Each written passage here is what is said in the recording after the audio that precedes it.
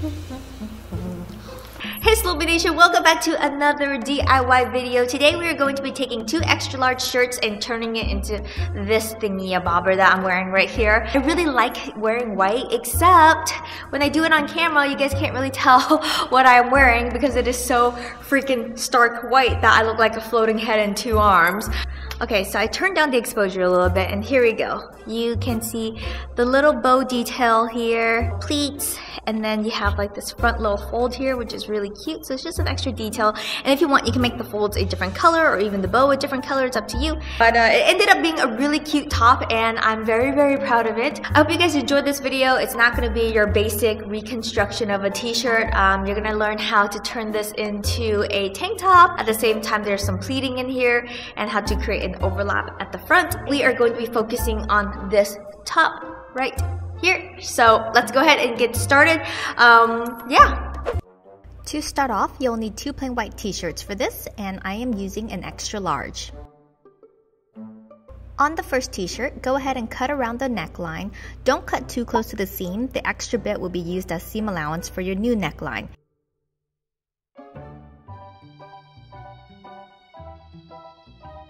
Now you can go ahead and just set this baby aside. Now fold the t-shirt in half and place the P2 pattern right on the fold and cut out 2 of these. This will be the bottom part of your top.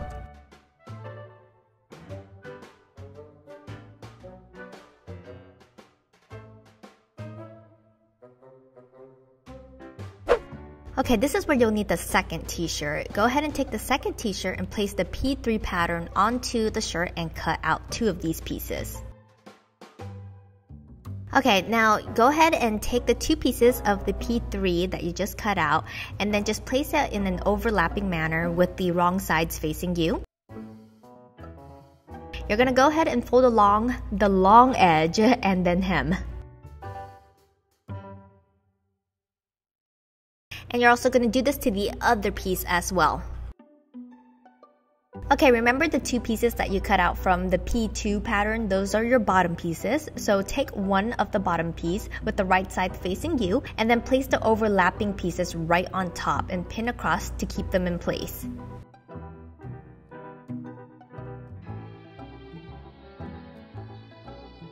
Okay, so with the other bottom piece, go ahead and place it right on top of everything, right sides together, and sew up the side seams. You can go ahead and set this bottom half aside and we're going to start working on the top part of it. For the top, you are going to use your P1 pattern and place it on fold and cut out 2. I'm just going to use the rest of the t-shirt from the first time.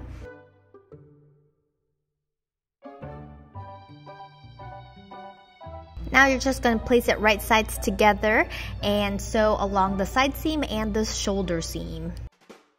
Okay, so to give this a clean finish, go ahead and just fold in the armholes and then go ahead and sew it up with a zigzag stitch so that it doesn't pop the seams when you put it on. By the way, if you guys are noticing, I'm not using any pins here. I'm just using these tiny little clips because I think they work a lot faster and they're kind of cute and they keep everything in place. I will link these down below if you guys are interested in using these instead of using pins when you're sewing. Okay, so with any leftover of the t-shirt, you're gonna go ahead and cut out a strip of fabric about 2 inches wide. Go ahead and fold in the edges the length of the strip and then sew completely across so that you can have a nice finish. Now all you gotta do is take the strip and pleat the strip and pin it so that the pleats don't fall apart on ya. So you just fold in and clip and then you just fold inwards and clip. I'm pretty sure you guys know how to do pleats, right?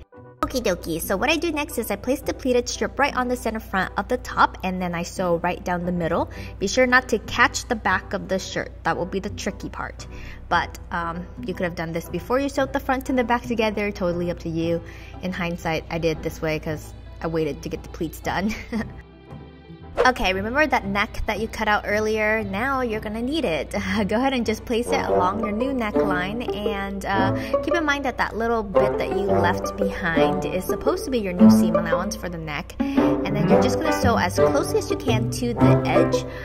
If your neck is a little bit too large, you can cut it in half and then resize it so that it fits your new neck. But if not, and it fits perfectly, then go for it that way. Okay, we're totally almost done. You're gonna take the bottom part of the shirt and place it over the top part of the shirt, right sides together, and sew all the way around to connect the top and the bottom half together. Pretty easy. And lastly, this is completely optional, but you can add a giant bow to the front of it to make it a little bit extra. If you guys have some leftover pieces from the t-shirts, I say might as well use it. Okay, so what do you guys think of the tutorial? Wasn't it easy? It's a lot easier than you guys expected, right? All you gotta know how to do is learn how to zigzag stitch, especially if you're working with t-shirts or knits. When you're sewing with knit, definitely use a zigzag stitch. So try to find a sewing machine that has a straight stitch, a zigzag stitch, and can make buttonholes. I think those are the 3 functions that I think is very important in a sewing machine. I am going to lower this really quick so I can show you guys. There's something I haven't been telling you guys, and I feel really bad. I have a little baby Groot in my belly here, and yep, this is easy to do. You pretty much just print this little guy out and iron him on, and yeah. So I feel really bad for those of you who actually were speculating for these past couple of weeks, or for those of you who were speculating on my last video and I didn't say anything, but I was just kind of like teasing you guys a little bit. I feel really bad. Know that I was just joking, and it was coming out of a place of love and endearment as well, and I've just been hiding it really well. And the reasoning is because, you know, you want to go through that first trimester and you want to make sure that everything is okay, and then after that I also wanted to make sure that, like, you know, my friends and families and those who are really close to me found out face-to-face from me and not through social media. Anyways, I'm going to let you guys go. I'm going to finish editing this video and probably take a pregnancy nap because carrying an extra human being that's just sucking life away from you can be quite exhausting. Also, if you guys are going to try out this DIY, be sure to use the hashtag HeyKL and shoot it to any one of my socials. I would love to take a look at it. That's kind of like my pride and joy as well, to see you guys take any one of my DIYs and then running with it. But you guys know how to end my videos. Remember to always rock on, Sloabies. Bye!